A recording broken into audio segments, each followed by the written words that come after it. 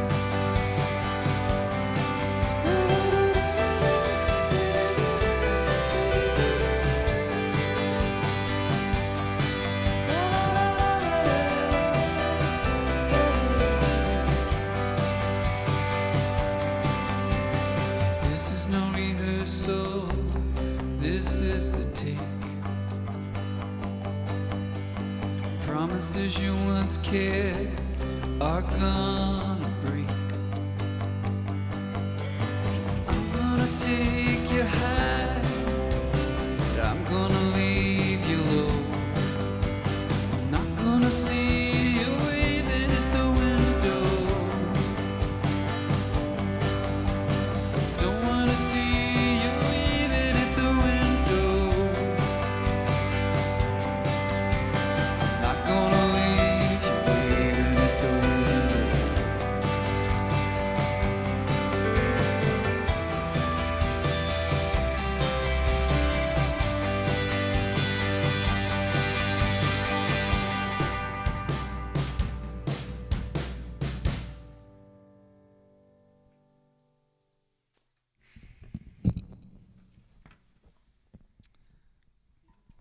Well, here we are. It's Travis night, and I'm gonna come over here now, and I'm trying not to unplug myself. Hi, everyone. We're in London today, and we hope that you're all doing well. We hope no one's got COVID. What's the next song we're doing?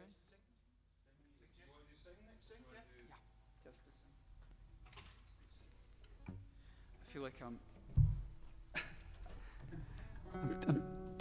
what do you call it? Tethered. I'm tethered to an amp. Okay, so this is an oldie. That last song was a newie.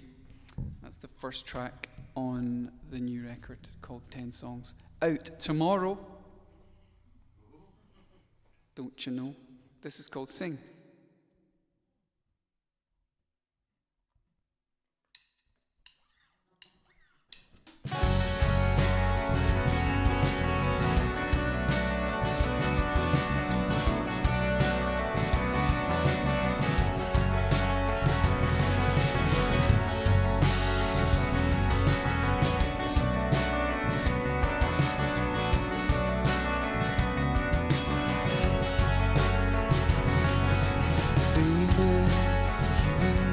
so crazy lately.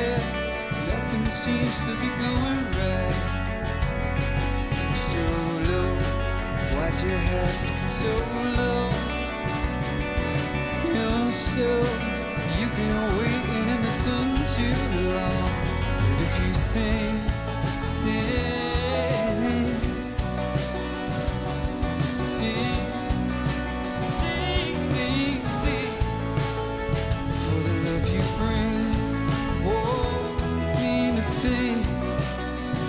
But if you sing, sing, sing, sing, colder, crying over your shoulder, hold her, tell her everything's gonna be fine. Surely you've been going too early. Hurry, 'cause no one's gonna be stopped. Nah, nah, nah, nah, nah. But if you see,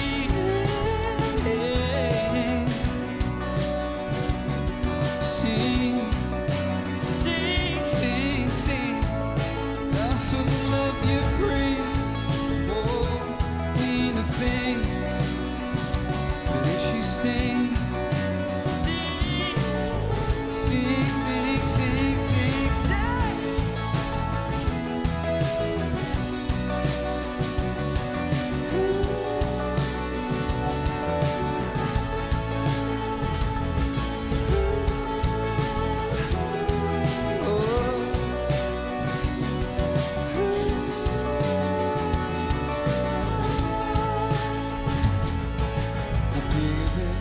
Something going on today, but I say nothing, nothing, nothing, nothing, nothing, nothing, nothing. So nah, nah, nah, nah, nah, but if you see, see. Sing, sing, oh, for the love you bring won't mean a thing. Will she sing, sing, sing, sing, oh baby, sing, sing, sing, sing, sing, sing, for the love you bring won't mean a thing. Will she sing, sing, sing, sing?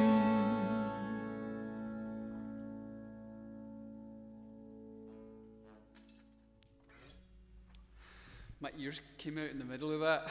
I had to use the force. Where is the? Yeah, they got trapped around, and I went. Yeah, do you know what though? It's actually, it's like putting your fingers in your ears. You can actually probably hear yourself better when when you do. That's why singers put their one ear. What's with all that stuff? Like modern, well, not modern singers, contemporary singers. They do all that with their hands. Note pointers. There's sky pointers and foot boys. Yeah. Yeah, I'm not a note pointer. Okay, so. What's next? Thank you, Nikki. Cool.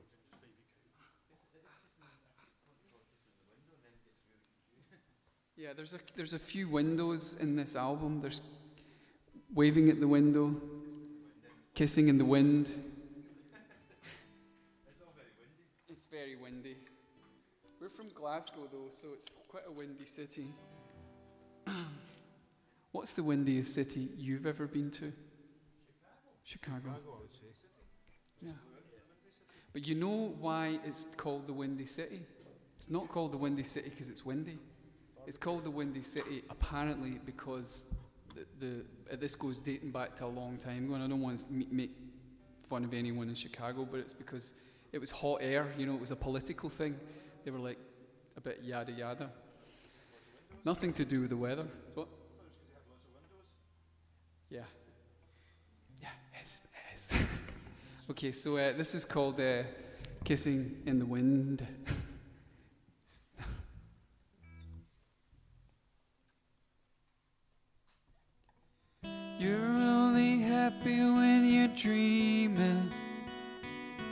dreaming, dreaming about nothing much. The window still is still, you're breathing, breathing. And when there's no one around, you feel like dying. You keep your feet on the ground, and your head is flying. Oh, so take me down when you wanna go down any avenue. Be my love at the back of your car, pulling down the roof. Be the change in my holy pocket, falling down the drain. Wake me up when you wanna get up, kissing in the wind. You used to walk around for hours, talking about nothing much. All of the screaming and the shouting out in the back of beyond the walls of houses. You wouldn't leave it alone. The only doubt is, so take me down when you wanna go down any avenue. Be my love at the back of your car, pulling down the roof. Be the change in my holy pocket, falling down the drain. Wake me up when you wanna get up, kissing in the wind.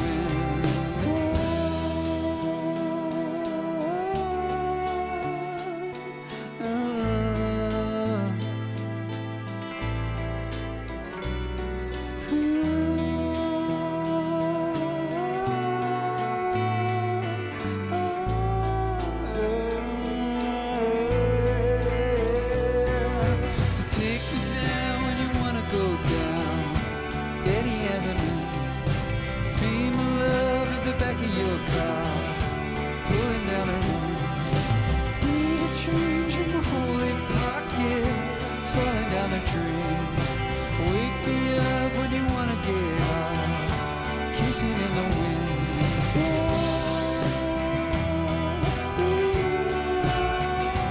Kissing in the wind, yeah.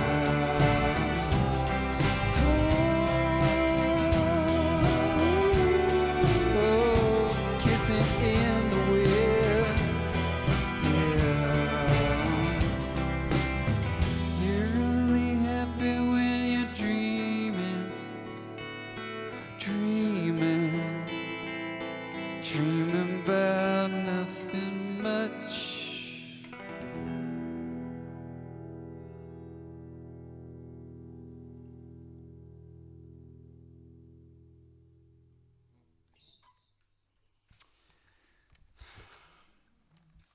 It's so nice to have some new songs to play, but it's bittersweet because we can't play any shows.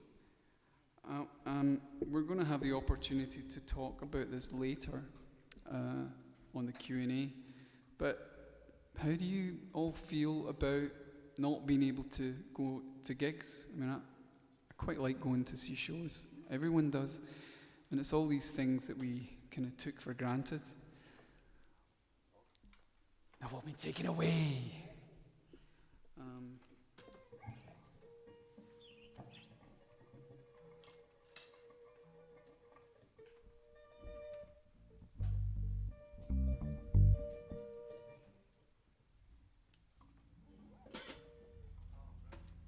Thank you, Nicholas. All right.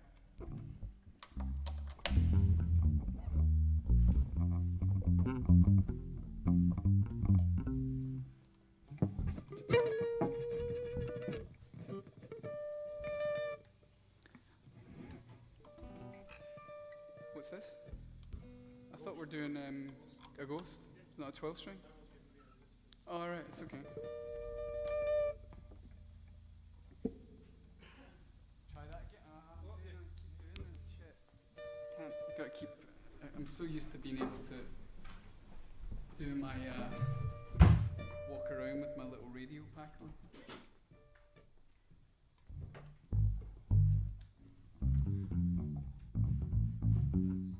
So this was the first single for this album, sort of proper. Kissing in the Wind sort of was the first single, but it was like the I guess what you call this, a warmer-up or a teaser. But this was the first single proper. This is the youngest of all the songs on the album. And it's. I remember you going, "This sounds like a single." I honestly hadn't even thought it did, but did it sound good on the radio? I did not hear it on the radio because I'm over there in Trumpton. Trumpton, Shamberwick Green. Right. Okay. Here we go.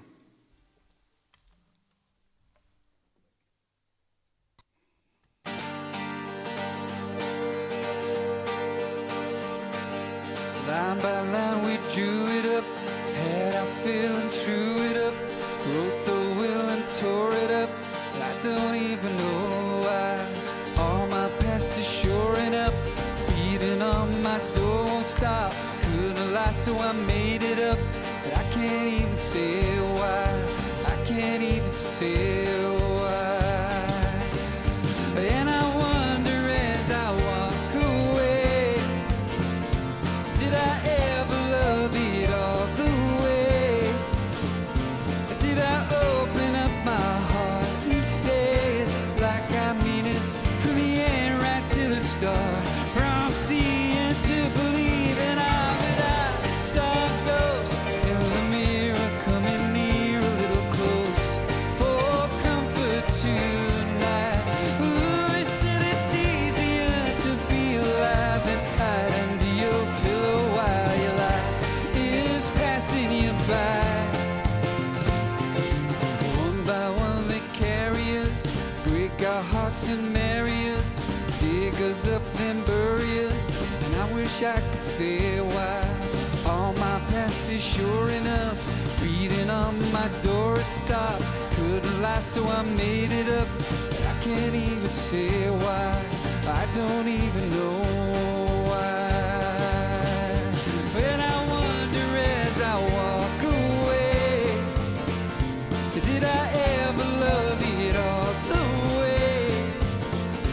Did I open up my heart and say like I mean it, from the end right to the start, from seeing to believing? When I saw a ghost in the mirror, coming near a little close for comfort tonight. Ooh, they said it's easier to be alive than hide under your pillow while your life is passing you by. So live your life, don't waste your time. Don't live your life, don't waste your time.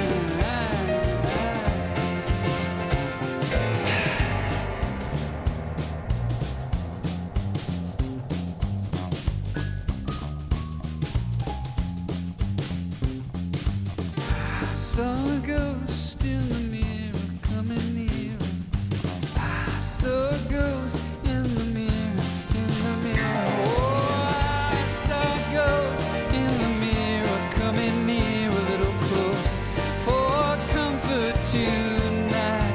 Ooh, they said it's easier to be alive than hide under your pillow while your life is passing you by. So live your life.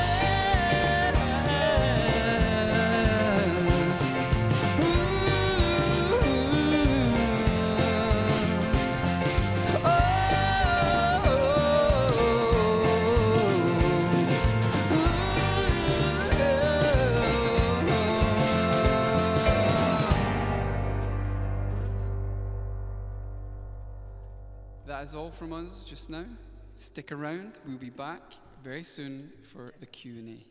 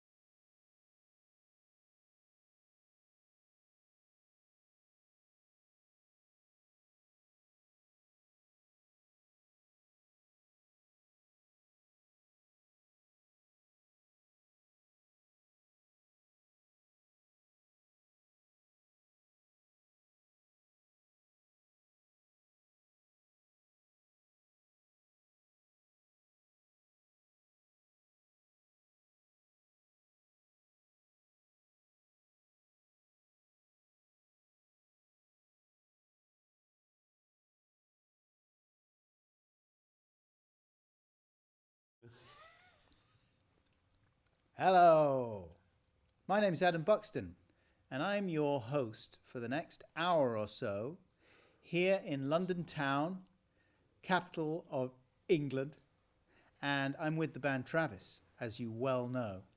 Introduce yourselves, band. Hello, I'm Andy. Hello, I'm Neil. Hi, I'm Dougie. Hi, I'm Fran. And we're very excited to be together. I met Travis years ago. For those of you who don't know me, can I go for comedian? Yeah, Of course you can. You can go for loads of things, Andy. Comedian, podcaster, writer, father. I'm a lover. Very good lover. And I met Travis in 1999. Their album, The Man Who, was about to come out. I was on TV on Channel 4 with Joe Cornish, my friend, and doing a show called The Adam and Joe Show. We were 90s guys, having 90s fun, and we became great friends. And then I toured around with Travis for about 3 years or something, filming Quite a long them time. for a documentary that never quite happened. But I had a brilliant time. and I flew loads of places, and I didn't have to pay. So it was... That's a result, man. Yeah, it was great. Maybe one day someone will see that footage. I don't know. But anyway, listen, I'm here tonight Where is to. that footage? I've got it at home. I digitized it, and there's about 120 hours. I think that I too much. shot. That's too much. It's a load. Most of it is bad.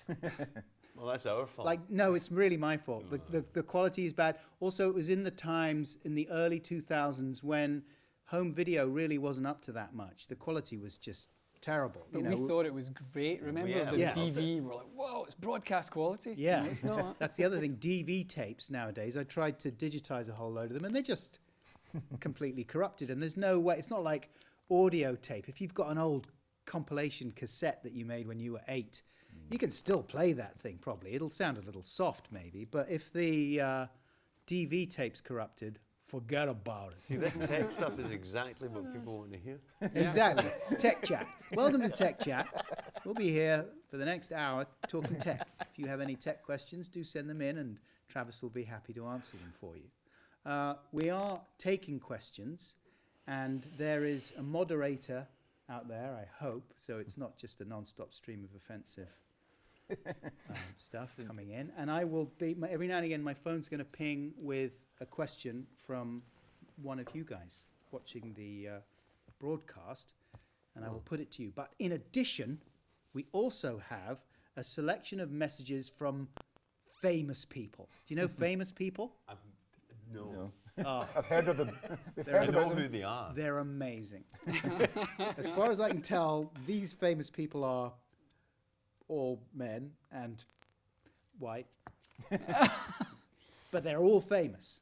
You're So going to get us cancelled. You may Yeah, be cancel cancelled. culture. Yeah, I mean, we didn't do the diversity due diligence on the famous messages, and I apologise. But I'm going to be playing you a few of those messages, folks, and also band. You haven't seen any of them, have you? No. I'm looking forward to seeing them myself. There's some quite good names down here. Now, have I got any questions yet pinged at me? Oh, look, here we go. All right, question for the band. Let's start with this one. I haven't actually read it through. I'm just going to read it right off my phone. So I hope it's Could not... be offensive. It could be offensive. I hope it's not I hope it is. COVID conspiracy theories or something. It'll all be that. Question for the band. What song or songs do you go to when you haven't been in the same room together in order to feel like Travis again? Are there some that you fall into that erase time/rustiness? That question is from Aaron Ankrum and from Facebook. That's It's a lovely place. Beautiful. Yeah. Do they mean when we're we're playing together, together, when yeah. we're, I or guess. when we're apart? So Go yes, to my I guess, special I place. guess We get Aaron, together. Aaron is asking, like, what are the songs that if you haven't been together, playing together for a That while, are is easy to just. yeah. All I want to do is rock. All I want to do is rock's Yeah. one. First one we ever played together. Yeah, Yeah. that's definitely the one. Why Does It Always Rain on Me is really. Yeah. Here's the thing, right? There's we're not. The whole idea of like you come back together and you rehearse, and then you go and you do the show, and there's been moments where just for whatever reason we've been away for maybe a year or so, not on the road, and just by accident we can't rehearse, and we've done one or two moments like that where you've just gone in, no rehearsal, and you've got your set, and you're like, and it's always good. They're kind of the Fresh. funnest shows. Yeah. And you hate rehearsal. Oh, I really don't like rehearsing. He really doesn't like rehearsing. Yeah. I mean, and rehearsing, it's always fun to play, but when you do shows, like festival shows, when it's like a big, hootenanny, and you go on stage and you haven't rehearsed, it's quite Exhilarating. exhilarating. When you go, I don't know if I remember this song. As the As notes it's are, it's like, what's that game in the PlayStation, the guitar one? Guitar Hero. It's like real Guitar Hero.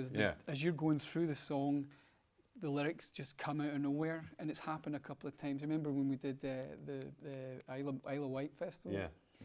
And I forgot the words to Driftwood. in front of like 60,000 people, gone, and I could not get them back. It was horrible. That must be quite a panicky feeling, though. I mean, do you feel as if, because sometimes you can blank, and the worry is that you're never going to reset, and you just won't be able to remember you derail. anything. Yeah. You're off the track, and you're going. But in those moments, because it happened a few times, you as a fan of music, when that happens at gigs you go to, you kind of like it, because it's like, oh, this is different. It's not just. And he's taken quite a long time to remember these. I mean, and bless him, he looked round to me and then looked round to Andy for the lyrics, and we were like, I don't know. Don't have to sing them. And And then there's somebody in the front row was like that. I can't even remember what they are now. Yeah. But it was, and I was like, oh yeah, I got it. It was kind of brilliant. All right, let's take another question. And I'm Fidel Castro, by the way. I don't know if you know. This is from Hazel Palmer, and Hazel says, "What's the yellow patch on the denim jacket about?" I mean, no one is wearing a denim jacket. It's a cover. It's on the of cover. record. Oh, I see, on the telly. That's Well, it's a badge, first of all. Yeah, it's a badge, and it's the badge. It's the artwork for the song "Waving at the Window." It's a window. It's just a sort of very sort of graphic window, and out. Is that your artwork, Fran? That's my artwork. Yes, those that ghost and the wee man. And it hasn't always been the case that you guys have done your own artwork. I mean, you and Dougie are art school boys. Mm-hmm. So And Andy. As is this man. And Andy, right. Mm-hmm. But this new album is all This is pretty like- much homemade. Oh God, yeah, it's like Blue Peter. And here's one I haven't prepared earlier. All right, here's another question. And this is from Gary MacDonald. I'm not sort of vetting these. I'm just reading them out. Okay. Gary says, which bangle did you have a crush on when you were wee? Now, I'm assuming that Gary is talking about the band rather than your jewellery. Definitely Susanna. Who is? Susanna Hoffs. Yeah, but she's playing on one of your She's new playing tracks. on one of, so you can imagine when going round and as the inner schoolboy, just very nervous and kind of like, and she's brilliant. She's just she's a total cool dude. She's like, yeah, and everything, you know. And then recording her she was in her living room, my headphones on, and just kind of taking the headphones off and just listening. Her voice is just, it's like, it's really cool. Were you Just guys taking your shirt off. were you guys pro bangle when you were young men? Yeah. Yeah, a little bit. It was, great songs. I mean, I was kind of into Madonna as well, so, you know. Yeah, but I think Susanna was the one you would have in your wall. She was gorgeous. She still is. The Bangles were the thing I love about the Bangles was they're a proper band. There was no and the weird thing about that about the song. Remember before we were recording, we played some Mazzy Star, Fade Into You, just to get into the mood for the song. Was in that sort of zone. I found out later that she was the original member of that. She was the original singer of Mazzy Star, No Susanna. Wow, Oh, yeah. that's Yeah. brilliant. Makes a lot of sense. Before Hope Sandoval, is that Yeah. her name? Yes. Exactly. Here is a question from Chris Thomas. What inspired the new stage outfit, Fran? And has that inspired your look today too, Adam? No, this is accidental. Accidental pretty good. Castro. Why It's aren't you synergy, wearing it's, your you know. khaki trousers? I've forgotten. I haven't been out very often during the lockdown, and I'm 51 years old, and I don't have a stylist. That's my excuse. What's yours, Fran?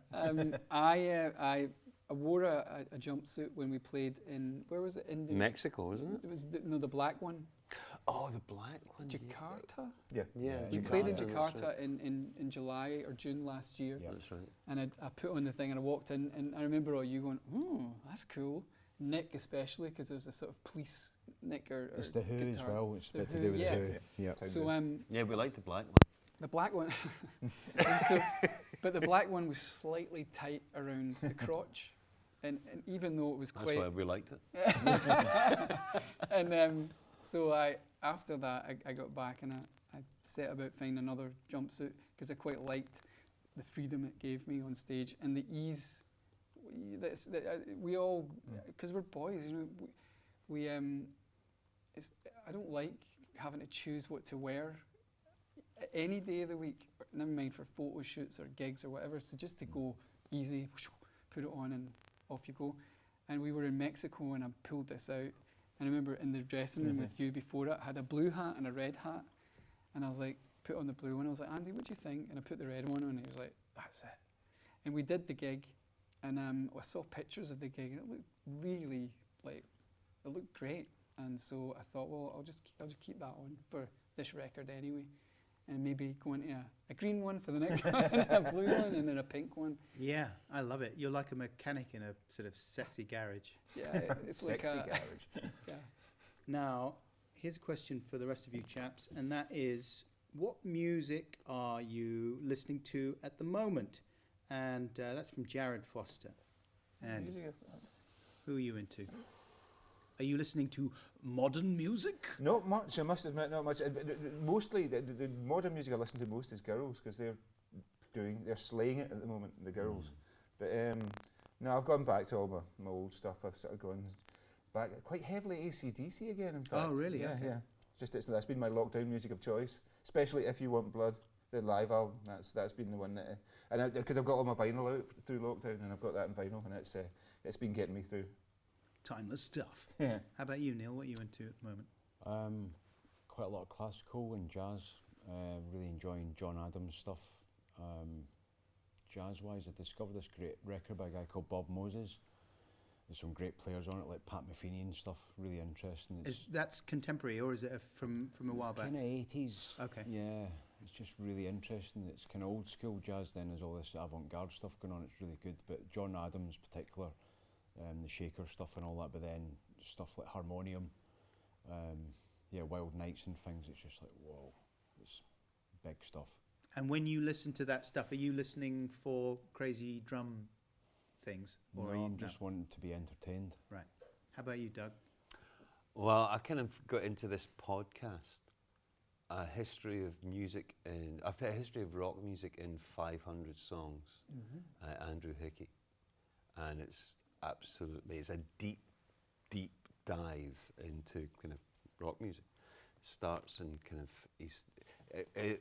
the mantra is there's no such thing as a first anything, right? So he chooses to start this kind of it's a massive project in 1938 in the Spirituals to Swing concerts in Carnegie Hall, and it's because at that particular concert there was all these incredibly important people that performed at the same time, like Ella Fitzgerald and Lionel Hampton and Sister Rosetta Tharpe and all that stuff. So I've kind of been burrowing back into that. And this podcast is incredible. What's it called? It's called A History of Rock Music in 500 Songs.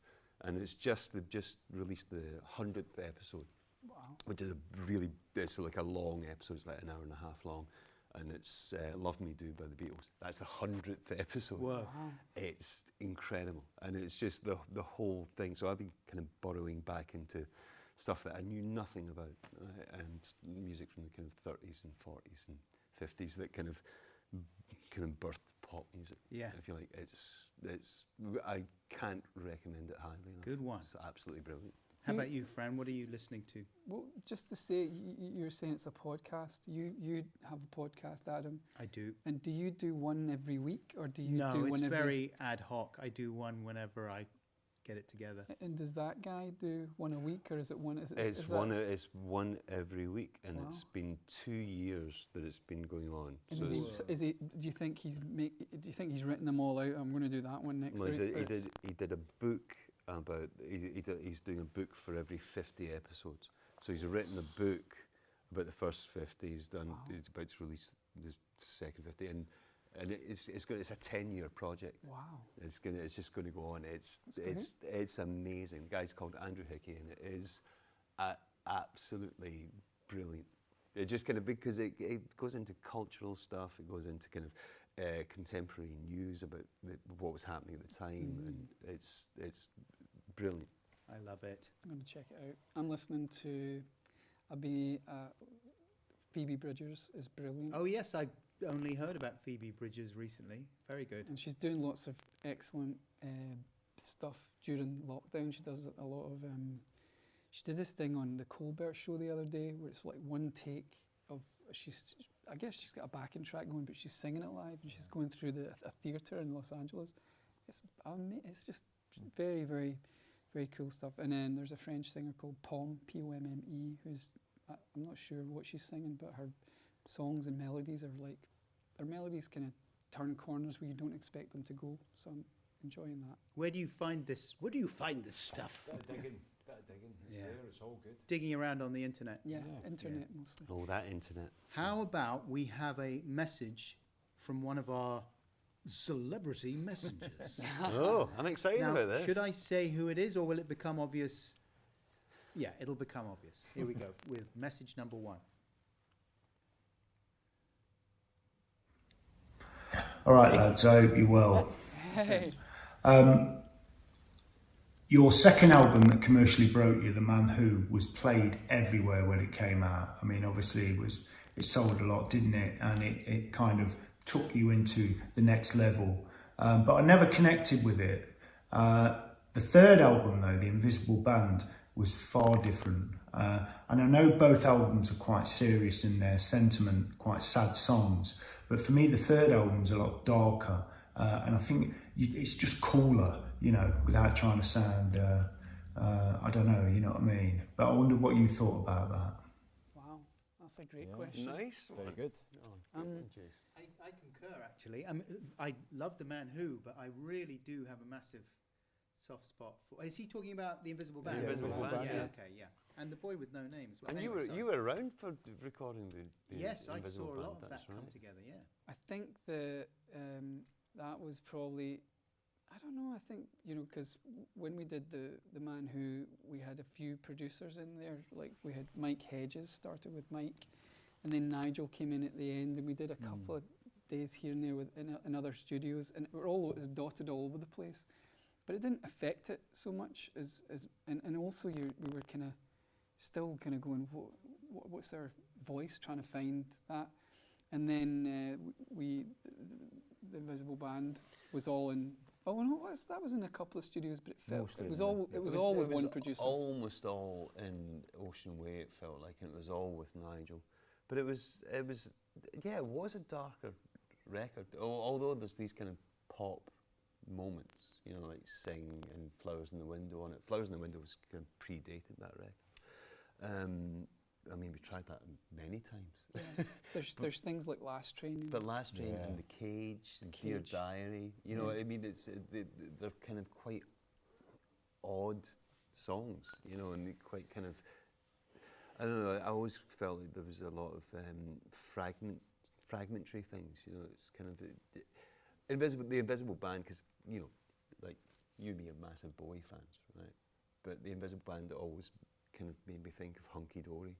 In a lot of in some ways, it was kind of these weird fragmentary kind of things, and a little bit more elusive and allusive lyrics that were happening in things like The Cage and Dear Diary, which were less kind of like, oh, this is a breakup record, which The Man Who kind of was, or this is such and such. It was just a bit more odd. But all of that is just totally accidental, because you can't conceive. I don't think I certainly don't want to sit and conceive an album, because how can you do that? It's like trying to hit a bullseye from 1,000 miles away with a pea shooter. Yeah. No, come on now. But I remember There's no need for that. you wrote quite a bit of it out in LA, didn't you? As well, remember you went out there before we went, so it was the first album you wrote away from home, or away from your comfort zone. So it might have been something to do with that, just sort of geographically where you are can change albums. And also, it was quite. I remember. My abiding memory of that was at the kind of start of it. Got you and me sitting in the car park emotionally, just going like both of us just head in hands, going, "This is Nigel hates us. And this is shit. We're shit. This is really not happening at all." And you have the pressure of following up that crazy big album. That was nothing, though. I didn't feel that. It wasn't that. It was also the fact that we'd only taken a day off after touring The Man Who. Do you know what that was? Nigel had just finished Kid A. Yeah, he was absolutely just worn out by it, because he'd gone through the ringer doing that record and came straight into ours. And he was trying to sort of then get into a new, like Travis, where we were all like going behind him, going from one extreme to the other. Yeah.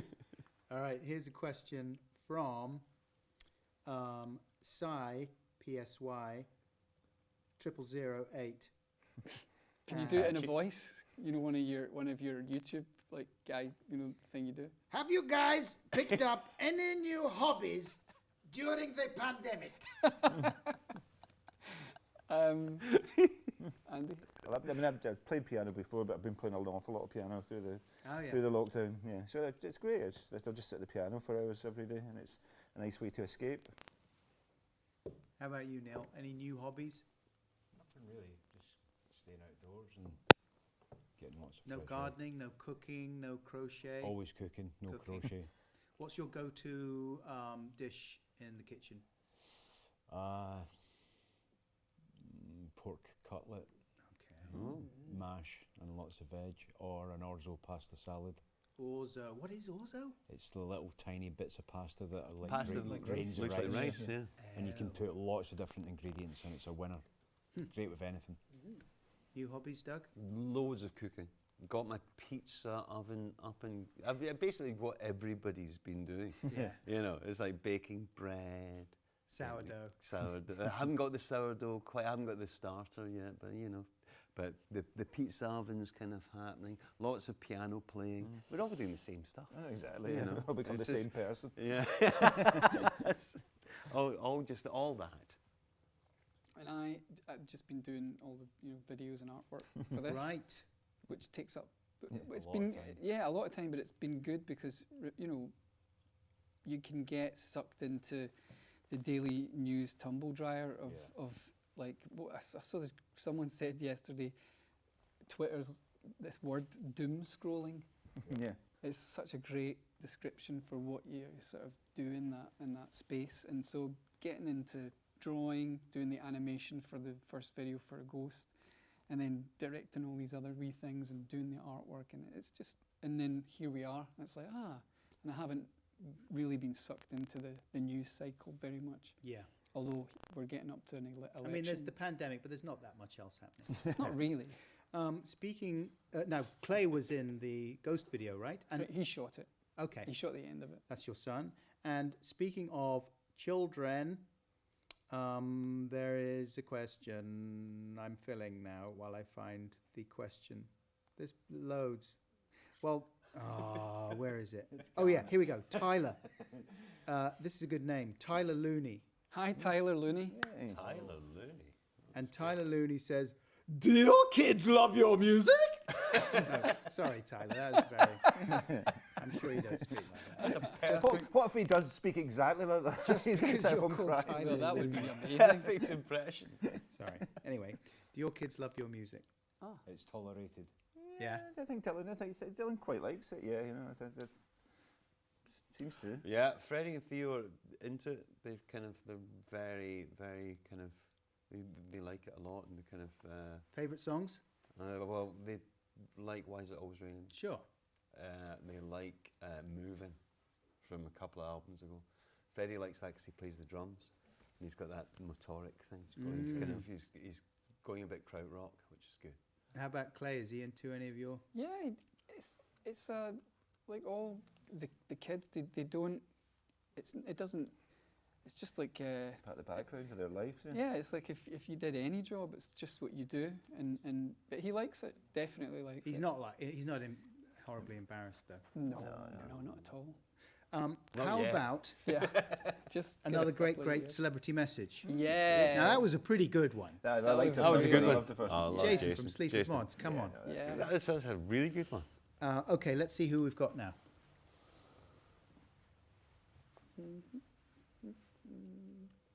Hello, this is Jeff Garlin, comedian of some notoriety. I'm a big Travis fan, and Fran, I'm a fan of you as a man. You're a great man, great father, great. You're great, and I'm honored to be here. I'm not going to try and be witty. I'm just going to be sincere. Well, I'm always sincere even when I'm witty. My wittiness is not with insincerity. I'm sincerely witty. All right, so I find that when I go on the road, that the only joy, unless I'm in like New York or London, something like that, is when I'm on stage. When I'm on stage, it's joyful. Every other minute past that, it's up to me to really. So, not only the road, but just in a band called Travis, what are the most joyful moments, and what are the moments where you just, all of you as a band, put up with it? But it's something you need to know, you need to do to deal with being one another, and it comes with the territory of all these mixed personalities, of which I have within myself mixed personalities. So I can get mad at myself when I'm on tour or recording. No, that's not true. But anyhow, so what is joyful? What is not so joyful, but a necessary evil? And what do you, even at this time of a long time between albums and everything, is not joyful and you'd like to eliminate? There you go. That's my question. Wow. Really good. That was about 16 questions. I can say definitely the worst bit about touring is false endings. Like you get off a plane and you think that's you've arrived somewhere, and then you spend an hour and a half to 2 hours in a van together. That's, you think you've done it, you've arrived in Argentina, and then it's like, oh, get in the van, and you're all just sitting there like. When you get to the hotel, and that's the worst part of touring. That's the real bottom part of touring. Yeah, Andy's nailed that. The travel and the various elements of travel which come after the travel. Getting the hotel key quickly, and then getting through that, and then getting back on stage. Yeah, but the night time is the right time for touring, because then you got your show and you can all have that's fun after it. One of the things that I just can't take is after all the travelling, and you're going and then you get to the hotel and it's minging. Or we went to Mexico and everyone was in this hotel once. Remember, it was like that's the festival hotel, yeah. And I went into this room and there was like this really, and that's when I had shingles. Oh right. Yeah. So I was feeling rotten, and there was just this noise, and I'm like, what? Can I just get? And I couldn't. Yeah, I don't know. It was something, and I was going around. You know, when you go around the room, you're going, "Where's that coming from?" But just stuff. And I was like, "Nah." And we moved to hotel. That was it. That's the worst thing is having to move hotels because he doesn't like it. And what about the best moments? The shows. I mean, the shows are amazing. And once you get in the dressing room just before the show, it's great because you're in the holding pattern to do it, and you're all sort of like looking forward to it, and then doing the show, and then after the show, a few drinks, sort of assess what happened. That's the best part. That's why you're there. I think one of the best things. Remember, this is a specific thing. We were in the what album was it when we had the boxing things? Oh, that was the Boy with No Name. Yeah, Boy with No Name tour. We developed this thing where instead of coming on the side, we came in through the back, through the crowds, and it was to the Rocky theme. Boxing robes on. Everyone's watching this way, and then like the band come in behind, and we're tapping people on their shoulders, and they're like, "Oh, it's the band, it's Travis." And so we did this again and again, and then we got to Mexico, and we're like, "Come on, let's do it!" And it was the Sports Palace, and no, that was not a good place to do it. We almost. People almost died, and I don't know if we even made it to the stage. We got up and all our stuff was all ripped. We had a loop of the Rocky theme to kind of just in case it took a bit longer. It played like 10 times. It was like about 15 minutes before we managed to get to the stage, and we were all kind of clambering up there with bits torn off. I think I got up after about 5 as well, so I was stood on stage waiting for it. But it's like it kind of. These memories that kind of stick. Yeah. It's a really funny memory. Jeff Garlin, that's a good message there. Yeah, It didn't look like he was doing it at gunpoint. All right, I'm greedy for more celebrity message, question, action. So let's have another one right now.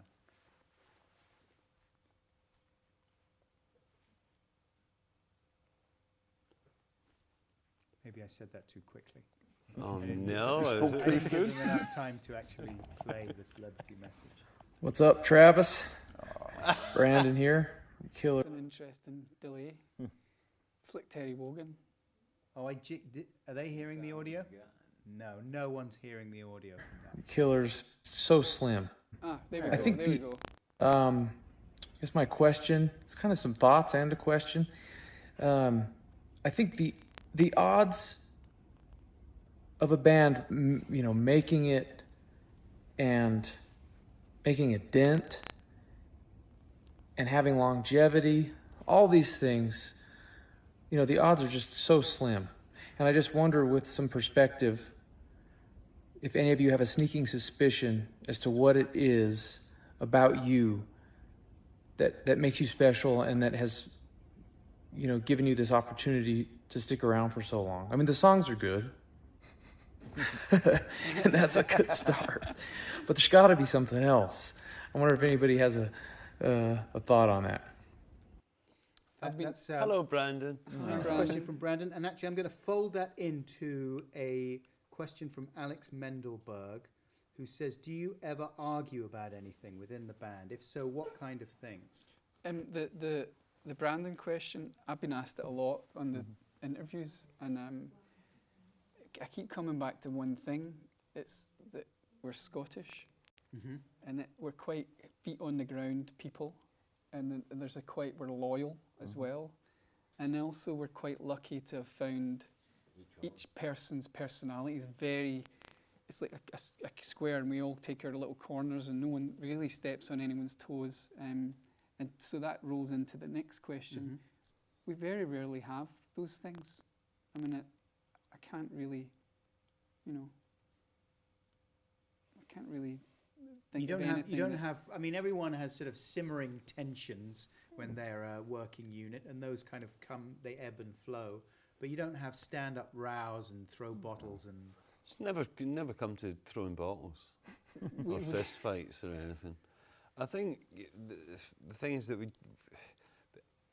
we're all fans of music, so we all know kind of how bands work, and we know how our band works very well. And I think that the thing that we have is an appreciation that a band is quite a precious thing. It's quite a special thing, and you make compromises, and you work around each other to maintain that thing, which is the special thing. The songs are one thing, the performances are another thing, but the actual essence of the band is separate from that. It's a different thing. I think that we all are pretty respectful of that little thing that we felt kind of 24 years ago, when we kind of stood and started playing together, because it was that, playing together, making those lines between each other, made that kind of go, oh, that's that. It almost kind of put an exclamation point over that thing that we had. Here is a question from Anna Milena Gongora Vanegas. Lovely name. That's a that is beautiful an name. actual name. That's a good name. You said it very well. I hope I pronounced it right, Anna. Hello, I'd like to ask whether there's any country they haven't visited yet, but they would love to visit on tour. Yeah, when India. Yeah, I was asked that the other day, and that's what I said, India. India, I really would love, never been to India, would love to go to India. Brazil. We've been to Brazil. We've been to Brazil. We've stopped in Brazil. We've not played in Brazil. No, we have played Brazil. Played a festival. We did a festival, yeah. We did a festival. Was that the time we were playing? No, okay. We definitely have been, yeah. Yeah, we played in Sao Paulo. Yeah. Okay, more Brazil. Brazil again. More celebrity messages. How about that? Technical More team? celebs. All right, let's do another one. Roll.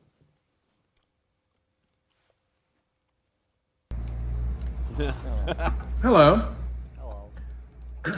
I'm acting's Paul Rudd. I'm a big fan of Travis, the band. I have a question, and I know you're getting lots of questions, so hopefully this I'm not repeating somebody else's question. So my question is, Fran, would you go with a standard, if you had to, hypothetically, a standard classic penny tile, say if you're doing a vestibule, or do you go with a subway tile, white, and if you go white, do you use a white grout or a black grout? And best of luck with the new album. I can't wait to hear it. Thank you. We get asked that all the time. Can we just confer just now? Conferring about the tiles from that question from Paul Rudd, acting's Paul Rudd, on his lunch break. White grout, yeah. Okay, I'm going to go for the subway tile with white grout. I think that's because the penny tiles are good in say a shower or in a bathroom, but not in a vestibule. Never in a vestibule. So for people unfamiliar with tile jargon, penny tile, the little square ones. The wee tiny ones, yeah. Okay. And they fall off. They just You're basically doing mosaic. Yeah. Yeah, it's mosaic. Also, there's that much more grout that you will eventually have to clean when it goes all brown.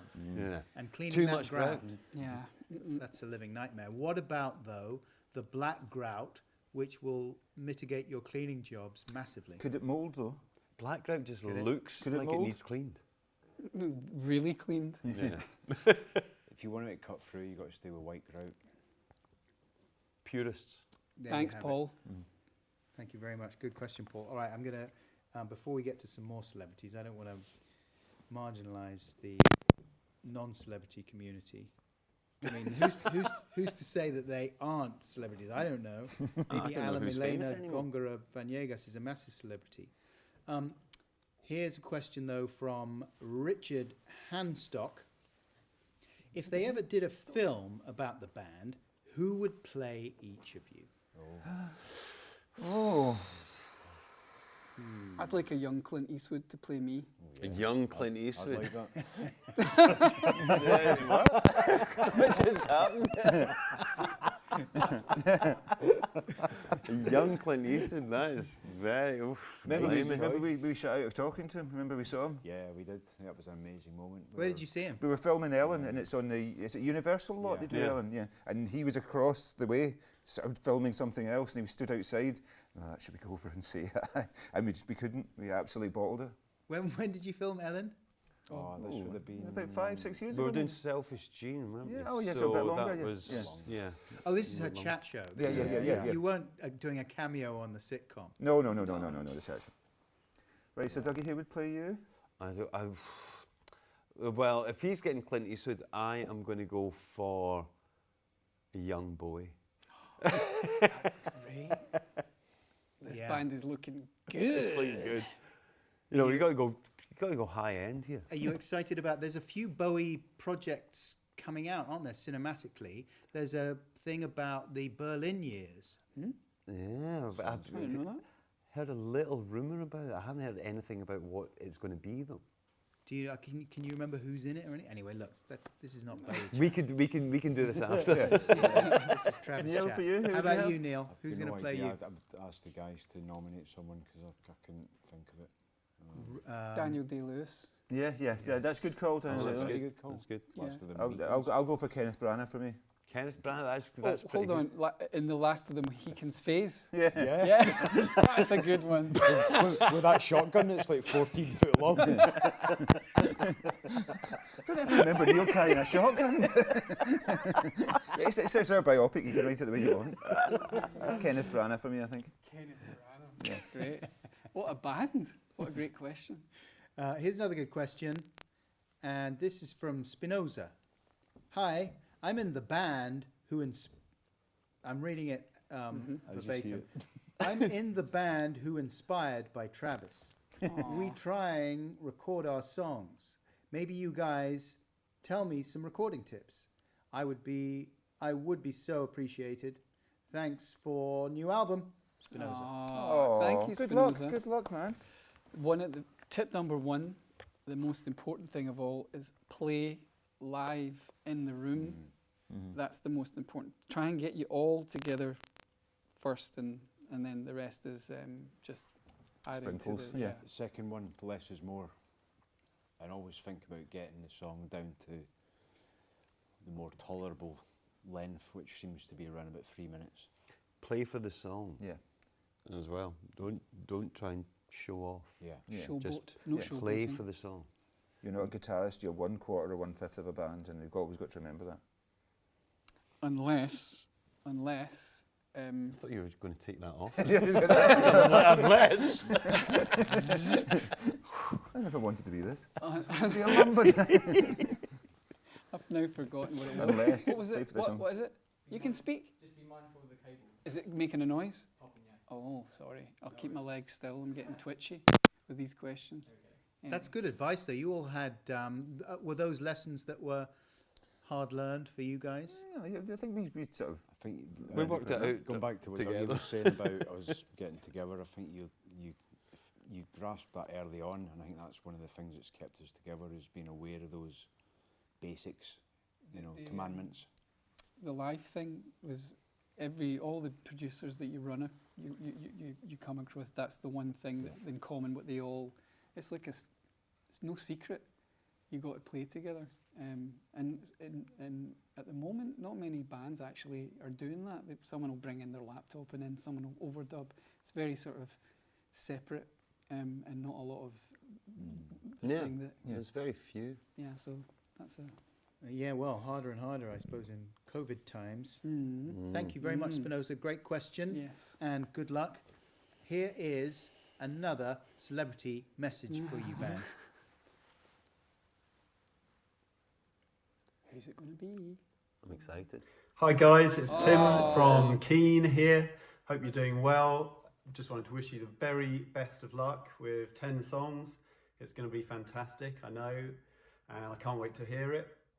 I've got a songwriting question for Fran. As a songwriter myself, I find that I'm constantly feeling that I'm not very good at it, or that I'm never going to write another good song, or I've got nothing to say and everything that comes out is terrible and all of that. And I wondered if that's something you can relate to, and if so, how do you navigate your way through that feeling to write another great album? Oh, that's a good question. Good question from Tim, whose lips match his shirt. Deliberate way. Yeah, thanks for the can question. you relate to those feelings of? Oh, well, yeah, we were talking about it earlier about this. Just we're saying like, so there's two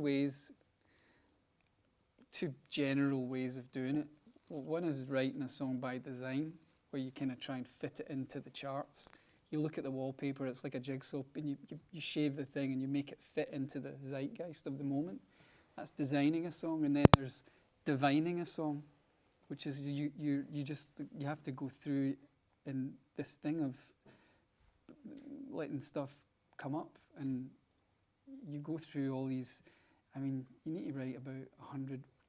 It's such a humiliating process, and so that's part of the process. That breaking down your ego to the point where you think you're absolutely rubbish and you can't write and you're the worst songwriter in the world. I saw, Kid A is getting a shout out at the moment. I saw an interesting interview at the time of Kid A with Tom York, talking about how he hated melody and he just made him feel really. And the way he described it was the feeling that you get when you're trying to write a song, this humiliating thing. And he just didn't do it anymore. He went away from it. He went away from melody and went into the thing that he does. And part of me was like, because that's, you need to go through that. And writing, like, what was the thing? One of the lines in Sing was, crazy, yeah. I've been driving Miss Daisy. I mean, terrible lyric, and but you just knock through it, and hopefully at the end you come out with something. Yeah. Here is a question about the new album, 10 songs, and Kaori Yoniyama, writing on Facebook, wants to know what is your favourite song from the new album, each of you? I've got two. I like the two sort of polar opposites of the album. It's All Fall Down, which is the quietest moment in the record, and Valentine, which is like the loudest moment in the record. And those are the two that I'm sort of going to at the moment. Valentine and Butterflies. Because I love that. We got this really great vibe just straight off the bat, this sort of West Coast. I think Fran's lyrics are awesome in it. Yeah, it's lovely. There's just little moments where there's a hook within a hook. Little things that the guys are playing just bounce off and create a little, Yeah. It's cool. A Ghost, probably. I think that was the one that kind of leapt out, and that we kind of.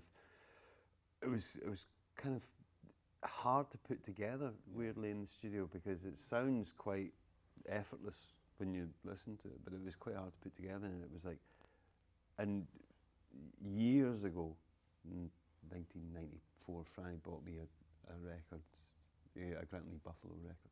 Oh, yeah. Fuzzy, their first record. When we were trying to work out A Ghost, I was like, it's making me think of that record, and I was trying to remember what song it was, and then I went through it and I was like, oh yeah, it's that one. And it's the first song, Shining Hour. And it was kind of like when we were listening to that, and it was like, oh right, that's the kind of that's the vibe, and so that was kind of how then it kind of really fell into place, and it was like, oh yeah, and it still kind of it kind of stands up, and that was a nice moment. Yeah.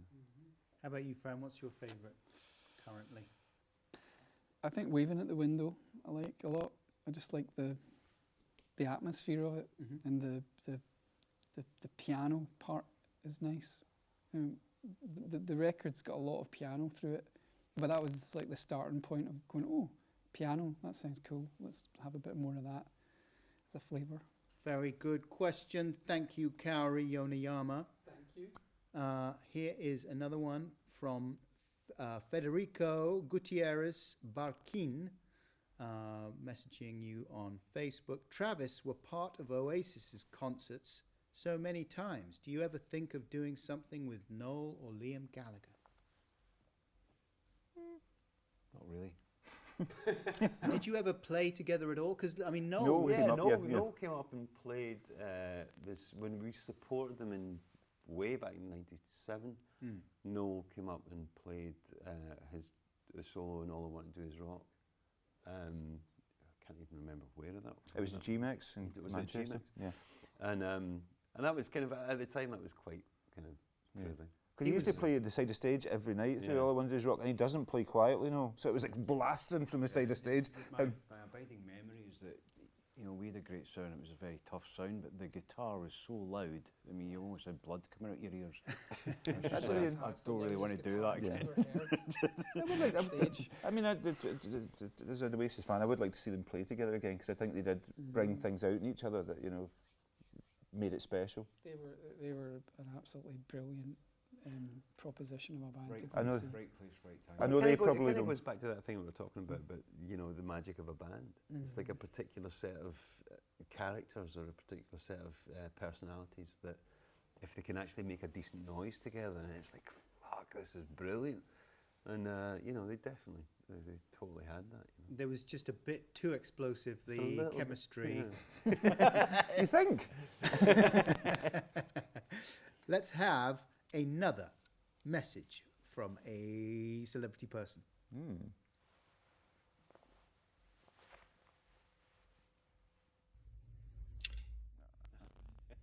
What is the capital of Liechtenstein? Which is the loudest animal in the animal kingdom? How many Oscar nominations did John Williams get?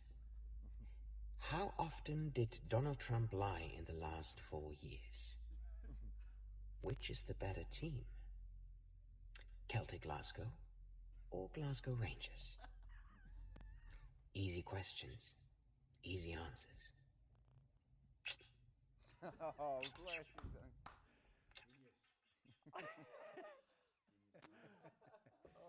Love Daniel. You know Daniel Brühl? Danny's was my neighbour in Berlin, and we bumped into each other on the street really early on when I got to Berlin, and we hit it off and just hung out, and we're still mates. But yeah, he's a lovely boy. Dirk Brühl. Yeah. Yeah, he was in one of our videos. He turned up in the video for Everything at Once, and he played the host of a TV show and he was called Dirk Brühl. He happens to run a fantastic restaurant in Berlin as well. It's delicious food, yeah. So what was the questions again? Oh, the capital of Liechtenstein. What's the Does capital anyone know of the capital of Liechtenstein? Liechtenstein? Is it not Liechtenstein? Is it? Okay, we'll go with that. Is it Liechtenstein? Google it. The loudest animal in the animal kingdom? The blue whale. It's always the blue whale. Okay, and who's the... best? John Williams, how many times has he been nominated for an Oscar? 19. How many Oscars did he win, or how many times was he how nominated? many's been nominated? Oh, I'd say a good fair. 6. 5 or 6. Right. You say 19. 19. Right, okay. Who's the better team, Glasgow Celtic or Glasgow Rangers? Rangers, obviously. I'm gonna sit this one out. About that one as well. I'm abstaining because I connect being supporting either of those teams with getting a doing when I was at school. Yeah, I know, yeah. I'd get a doing. I wanted both to do well. It's all about the coefficient. That didn't work. I'm just Googling Thank you, Danny. frantically. I mean, people can... You know how to use Google, right? Yeah, they can. Yeah, You can everyone can Google do it. Loudest animal of all, blue whale. Oh, yes. Bingo. Capital of Liechtenstein, Vaduz. Oh, gosh darn it. How many times has Donald Trump lied in the last 4 years? Oh, my God. How long have you got? Somebody's got the answer. Somebody's got the answer. How many times? That's a big number. energy that it's using up at the moment. 26,000 times. light. in the last 4 years. It's gripping television. 2,000. Just 2,000? Must be. That's 4 minutes. This is Fox News. according to The Fake news. Guardian. This is an article called "Tsunami of Untruths." That would be a Good name for a for band, yeah. Next Trump has album. made 20,000 false or misleading claims. Wow, that's Wow. a lot of misleading claims. That's loads. Yeah. Sorry, Daniel, we cheated. Yeah. Yeah. Okay. And John Williams, I really shouldn't have switched Siri off. How many times has John Williams Watching a man Googling this live. is what people want to see. for Watch a man Googling. This is a new program watch a for Anne. 51-year-old man slowly Googling? I think 4. Well, 5 or 6 wasn't bad, yeah. Yeah. Yeah. All right. Thanks for watching. Good night. Here is another question from one of the viewers tonight. And this is from Felipe Del Bosque. Hey guys, Hello. how do you find time to work and write music while also trying to be good parents? Can't wait to hear 10 songs, by the way. So parenting, how does that factor into... Did you all have children at more or less the same sort of time? No, Neil was earlier, yeah. Earlier. You were the pioneer. Yeah, we yeah. were away a lot at that time, but you just have to muddle in and go on with it. Find time when you can, and Yeah. it's not easy. It's not I easy. think all parents know that it's kind of it's a tricky balancing act to kind of have any kind of job or career or whatever, or any other commitments, and maintain your being a good parent. But you know, I mean, we're really fortunate in that we get to spend a lot of time with our being parents, with our children, and we kind of, you know, that's a really nice position to be in. But it's, you know, it's always for everybody. I think for every parent, it's a balancing act, and you just have to make sure that they're okay. That's your job. Yeah. That's your job, is just make sure that they're okay and they're happy. Yeah, exactly. I find it very easy. Here is another message. We've got a couple more messages. We're going to have to wrap things up. It's gone very quickly. It always goes very quickly. We're going to wrap things up around 8:30 or so. But before then, we've got a couple more messages to play you. Here is the first of those two.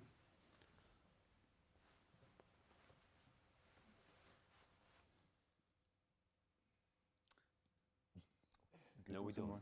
Fill it in. Hi, Fran, Dougie, Andy, and Neil. I hope you're all well. I'm Greg Hemphill, and I Oh, Greg. sometimes dress up Okay. as an old man for your amusement. Thanks so much for giving me the opportunity to ask Travis a question.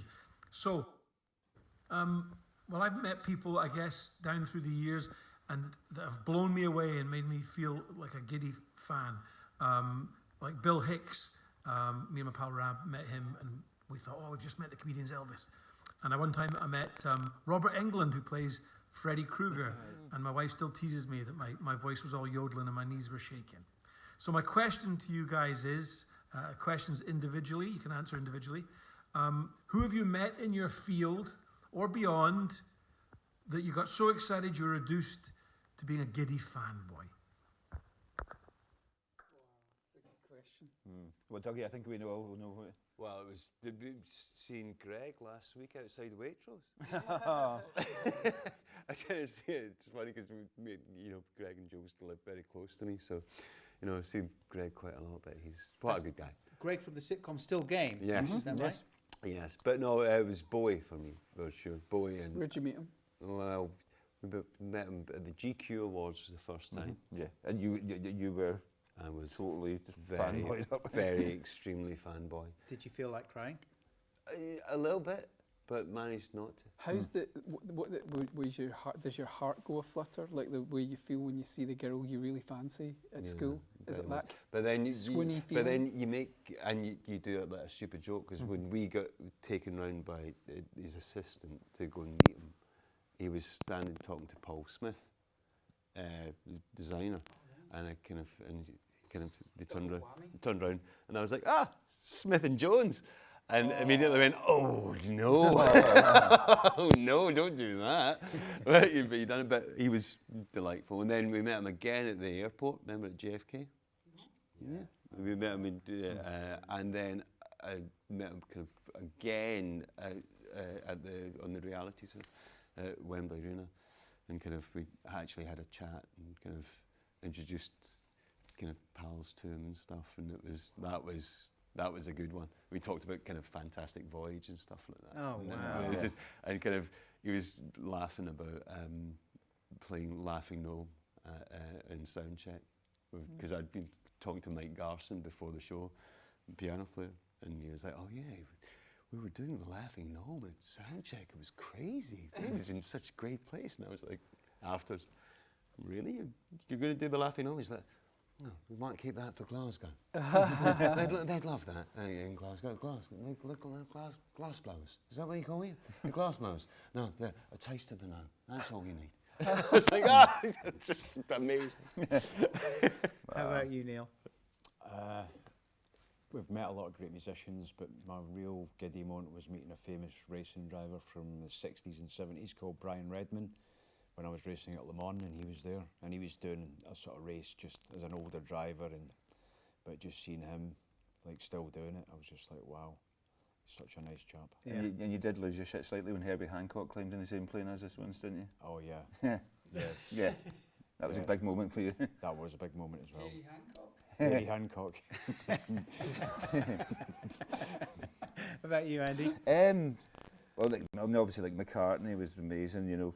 We met him, and but I got to meet Brian from AC/DC, the singer, and he was just so lovely because I was so nervous. I mean, I've been a total fan of AC/DC since I was like sort of picked up a guitar. Yeah. And he sort of like, I went up to him and was like, hi, I'm Andy from Drive. I don't know who you were. Come in. He's like, don't be shy, your mother wasn't. And he was just so lovely. He was and he was a really nice guy. And he totally disarmed that fear I had and sort of like the nerves. And it was so sweet of him. You know, it was I think he knew that I was a total fan, you know, the band and everything. And it was such a nice thing to do to me. How about you, Fran?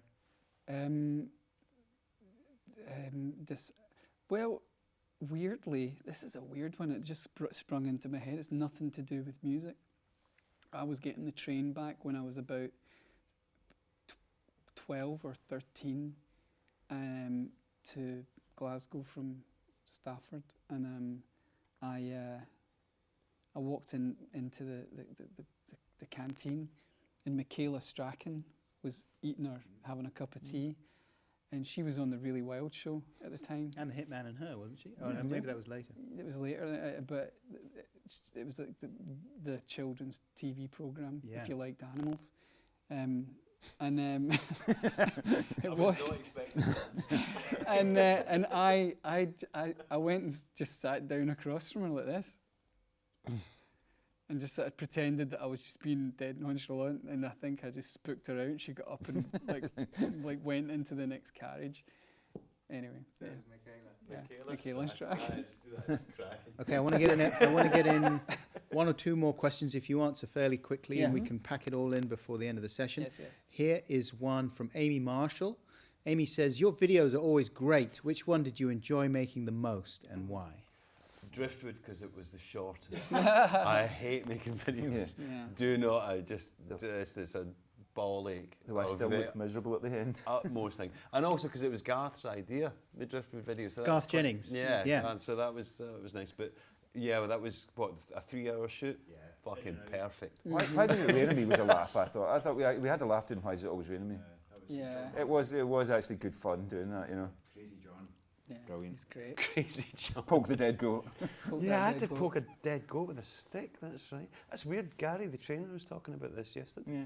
He's like, why are you poking a goat with a stick? And I was like, don't know. It's art. And the stunt double who looked exactly like you.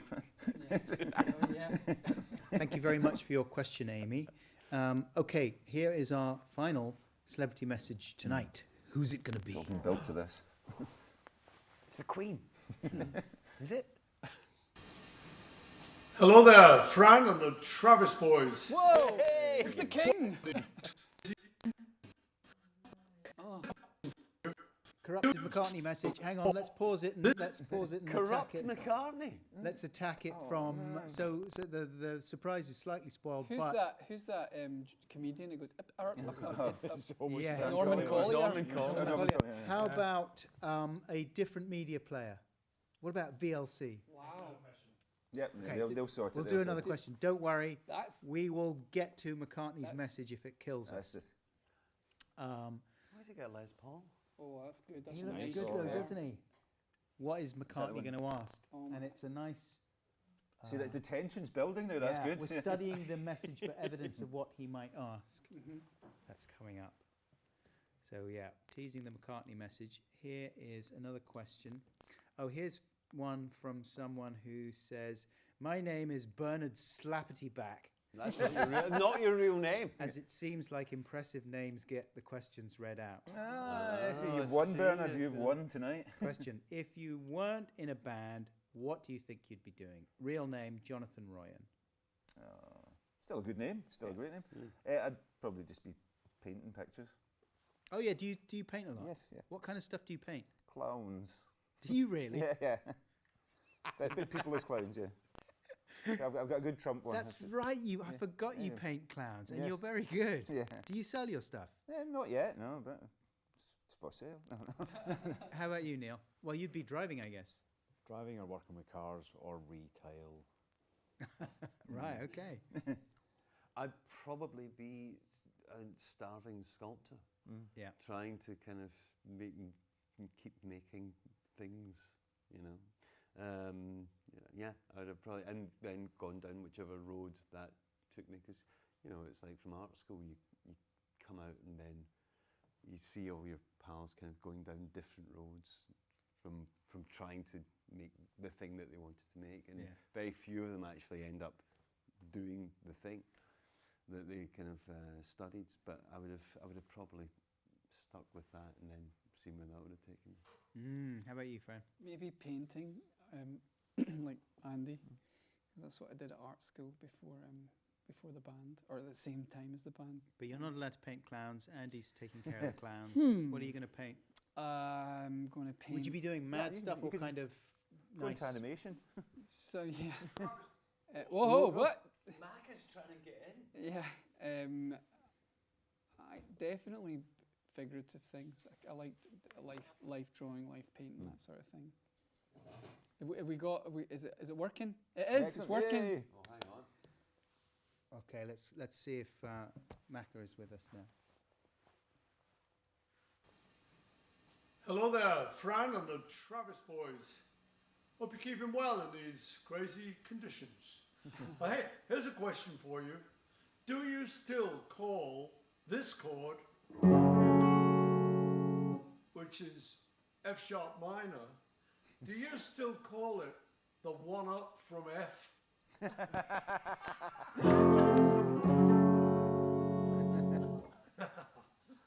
Answer me that. Yes. Yeah. Is that a reference to something that you did in his presence?